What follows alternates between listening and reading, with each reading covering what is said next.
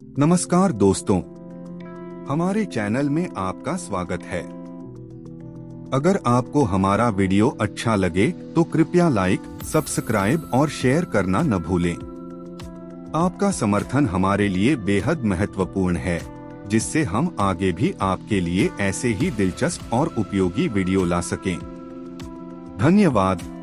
भगवद गीता अध्याय 5 कम योग्य कृष्ण भावना भाविता कर्म। अर्जुन ने कहा है, हे कृष्णा, पहले आप मुझे कर्म त्यागने के लिए कहते हैं और फिर भक्ति पूर्वक कर्म करने का आदेश देते हैं। क्या आप अब कृपा करके निश्चित रूप से मुझे बताएंगे कि इन दोनों में से कौन अधिक लाभप्रद है? श्री भगवान ने उत्तर दिया, मुक्ति के लिए तो कर्म का परित्याग तथा भक्तिमय में कर्म योग्य दोनों ही उत्तम है, किंतु इन दोनों में से कर्म की परित्याग से भक्ति युक्त कर्म श्रेष्ठ है। जो पुरुष ना तो कर्म फलों से घृणा करता है और ना कर्म फल की इच्छा करता है, वह नित्य सन्यासी जाना जाता है। माँ बहु अर्जुन, ऐसा मनुष्य समस्याओं से रहित होकर भाव बंधन को पार कर पूर्वतान्या मुक्त हो जाता है। अज्ञानी की भक्ति कर्म योग्य को भौतिक जगत के विश्लेषणात्मक अध्ययन संख्या से भित्र कहते हैं। जो वस्तुतु ज्ञानी है वह कहते हैं कि जो इनमें से किसी एक मार्ग का भली भांति अनुसरण करता है वह दोनों के फल को प्राप्त कर लेता है। जो यह जानता है कि विश्लेषणात्मक अध्ययन संख्या द्वारा प्राप्त स्थान भक्ति द्वारा भी प्राप्त किया जा सकता है, और इस तरह जो संख्याओं योग्य तथा भक्ति योग्य को एक समान देखा है, वही वस्तुओं को यथार्थ रूप में देखा है। भक्ति में लगे बिन केवल समस्त कर्मों का परित्याग करने से कोई सुखी नहीं बन सकता, परंतु भक्ति में लगा हुआ विचारवान व्यक्ति शीघ्र ही परमेश्वर को प्राप्त कर लेता है। जो भक्ति भाव से कम करता है, जो विशुद्ध आत्मा है और अपने मन तथा इंद्रियों को वश में रखता है, वह सबों को प्रिय होता है और सभी लोग उसे प्रिय होते हैं। ऐसा व्यक्ति कर्म करता हुआ भी कभी नहीं बचता। दिव्य भावना मृत्यु युक्त पुरुष देखते सुनते स्पष्ट करते सूंघते खाते चलते फिरते सोते तथा स्वास्थ्य लेते हुए भी अपने अनंत में सदैव यही जानता रहता है कि वास्तव में वह कुछ भी नहीं करता। बोलते त्यागते ग्रहण करते या आंखें खोलने बंद करते हुए भी वह यह जानता रहता है कि भौतिक इंद्रियों अपने अपने विषयों में विविधता है और वह इन सबसे पृथक है। जो व्यक्ति कर्म फलों को परमेश्वर को समर्पित करके आसान रहित होकर अपना कर्म करता है, वह पाप कर्मों से इस प्रकार अब प्रभावित रहता है जिस प्रकार कमल पत्र जल से अस्त्र पृष्ठ रहता है। योगी जान आसक्ति रहित होकर शरीर मन बुद्धि तथा इंद्रियों के द्वारा भी केवल शुद्धि के लिए कर्म करते हैं। निश्चल भक्ति शुद्ध शांति प्राप्त करता है, क्योंकि वह समस्त कर्म फल मुझे अर्पित कर देता है। किंतु जो व्यक्ति भगवान से युक्त नहीं है और जो अपने श्रम का फलकामी है, वह बढ़ जाता है।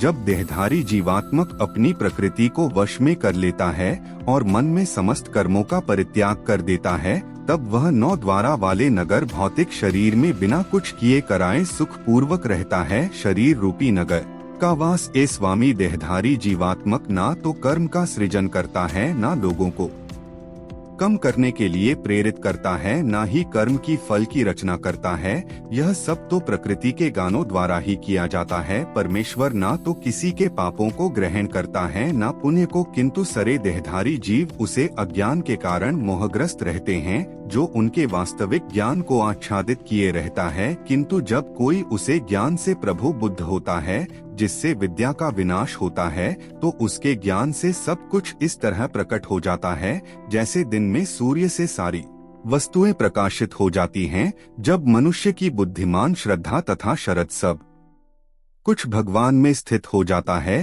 तभी वह पूर्व ज्ञान द्वारा समस्त कलमस्या से शुद्ध होता है और मुक्ति के पथ पर अग्रसर होता है। विनम्र साधु पुरुष अपने वास्तविक ज्ञान के कारण एक विद्वान तथा विनती ब्राह्मण गए हाथी कुत्ता तथा चांद दल को समान दृष्टि संभव से देखते हैं। जिनके मन एक तत्व तथा संता में स्थित है, उन्होंने जन्म तथा मृत्यु के बंधों को पहले ही जीत लिया है। वह ब्रह्मा के समान निर्दोष हैं और सदा ब्रह्मा में ही स्थित रहते हैं। जो ना तो प्रिय वस्तुओं को पकड़ हर्षित होता है और न अप्रिय होकर प्रकार विचलित होता है। जो स्थित बुद्धि है, जो मोह रहित है और भगवान विद्या को जानने वाला है, वह पहले से ही ब्रह्मा में स्थित रहता है। ऐसा मुक्त पुरुष भौतिक इंद्रिय सुख की ओर आकर्षित नहीं होता, अपितु सदैव समाधि में रहकर अपने अंतर में आनंद का अनुभव करता है। इस प्रकार स्वरूपी प्रसिद्ध व्यक्ति परम ब्रह्मा के एकांत रचित होने के कारण अस्मित सुख भोगता है। बुद्धिमान मनुष्य दुख के कर्णों में भाग नहीं लेता है।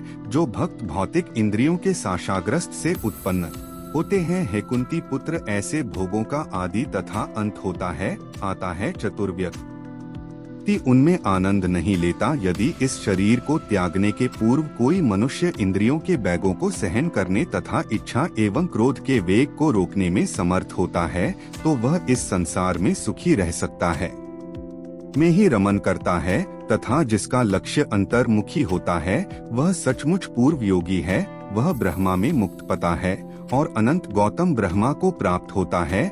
जो लोग साक्ष्य से उत्पन्न होने वाले देते से परे हैं, जिनके मन आत्मा साक्षरता कार्य में रत है, जो समस्त जीवों के कल्याण कार्य करने में सदैव व्यस्त रहते हैं और जो समस्त पापों से रहित हैं, वह ब्रह्मा निर्वाह मुक्त को प्राप्त होते हैं। जो क्रोध तथा समस्त भौतिक इच्छाओं से रहित हैं, जो स्वप्रसिद्ध आत्मसायनी है और सांसदी के लिए निरंतर प्रयास करते हैं, उनकी मुक्ति निकट भविष्य में सुनिश्चित होता है। समस्त इंद्रियों विषयों को बाहर करके दृष्टि को भोगों के मध्य के केंद्रित करके प्राण तथा अपान वायु को नथुनों के भीतर रोककर और इस तरह मन इंद्रियों तथा बुद्धि को वश में करके जो मोक्ष को लक्ष्य बनाते हैं, वह योगी इच्छा भय तथा क्रोध से रहित हो जाता है। जो निरंतर इस अवस्था में रहता है, वह अवश्य ही मुक्त होता है। मुझे समस्त यज्ञों द्वारा तपस्याओं का परम भक्त, समस्त लोगों तथा देवताओं का परमेश्वर एवं समस्त जीवों का उपकारी एवं हितदेशी जानकर मेरे भावना मृत्यु से पूर्व पुरुष भौतिक